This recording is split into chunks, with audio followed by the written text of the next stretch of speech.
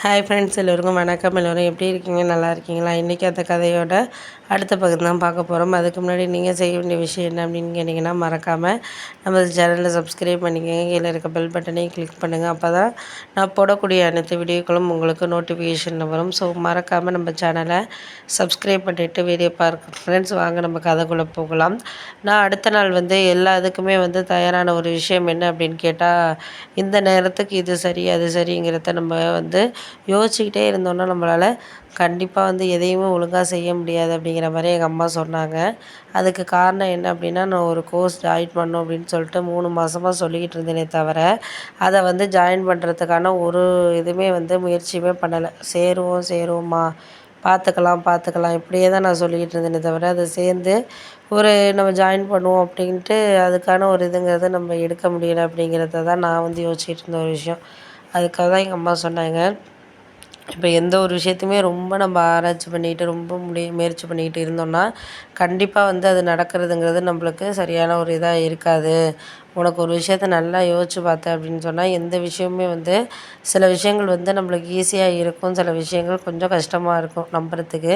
அதை நம்ம காம்ப்ளிமெண்ட்டாக ஒரு சில விஷயங்களை நினச்சிட்டு போனோம்னா கண்டிப்பாக எல்லாமே சக்ஸஸ் ஆகும் அப்படின்னு சொல்லிட்டு நம்ம நம்பணும். அப்படி இருந்தால் மட்டும்தான் நம்மளால் எதையுமே செய்ய முடியும். அதை நீ ஃபஸ்ட்டு புரிஞ்சுக்கோ அப்படிங்கிற மாதிரி சொன்னாங்க.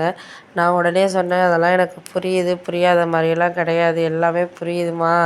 இருந்தாலும் அந்த நேரத்தில் அது இதுக்கான இதுங்கிறது நம்மளுக்கு வேணுங்கிற மாதிரி தான் இருந்துச்சு. அதனால இந்த நேரத்துக்கு இதை நம்மளால் சரியாக இது பண்ண முடியலையோ, இல்லை நான் சேர்ந்துட்டு படிக்க முடியுதோ என்னமோங்கிற ஒரு டவுட்டில் தான்மா இருந்தேன் அப்படின்னா, அதெல்லாம் டவுட் படக்கூடாது. டவுட் பட்டு எதுவுமே மாறாது. டவுட் படுறதுனால ஒன்றும் மாறப்போகிறது கிடையாது. எந்த நேரத்துக்குமே எல்லாமே நம்ம தயாராக இருக்க வேண்டிய விஷயங்கள் தான் வாழ்க்கையில் அப்படின்னோடனே, ஆமாம் நீங்கள் சொல்கிறதும் கரெக்டு தான்மா. என்னால் நம்பிக்கையாக அந்த விஷயத்தையுமே பண்ணுறதுக்கான ஒரு இதுங்கிறது எனக்கு என்கிட்ட இல்லை அப்படிங்கிறத தான் நான் உணர்ந்தக்கூடிய விஷயமா இருக்குது அப்படின்னோடனே, அதெல்லாம் எல்லாம் சரியாயிடும்.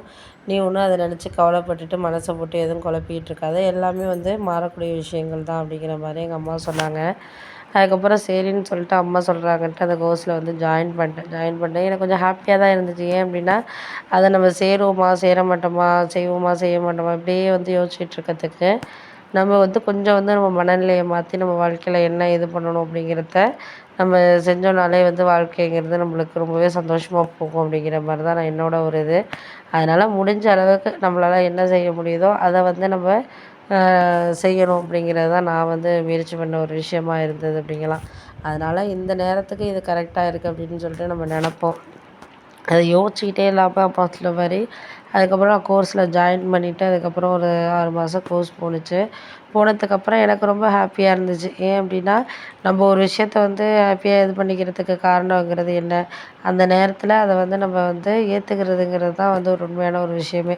அதனால் முடிஞ்ச வரைக்கும் நம்மளால் அந்த விஷயத்த ஏற்றுக்கிட்டு நம்ம லைஃப்பில் மூவ் ஆன் ஆனால் மட்டும்தான் நம்மளால் எதையுமே பண்ண முடியும். அப்படி இல்லை அப்படின்னா, நம்ம கொஞ்சம் காம்ப்ளிகேட்டடான ஒரு சில விஷயங்கள வாழ்க்கையில் நினச்சிக்கிட்டு இருக்கோம் அப்படிங்கிறது தான் நான் சொல்ல வரக்கூடிய ஒரு விஷயமா இருந்துச்சு. அதனால் முடிஞ்ச வரைக்கும் எதையும் யோசிக்காமல் நம்ம முடிவெடுத்துட்டு, அதுக்கப்புறம் அதை செஞ்சு முடிக்கணும் அப்படிங்கிற ஒரு இது மனநிலைக்கு நம்ம வந்தோனாலே போதும் அப்படிங்கிற மாதிரி இருந்துச்சு.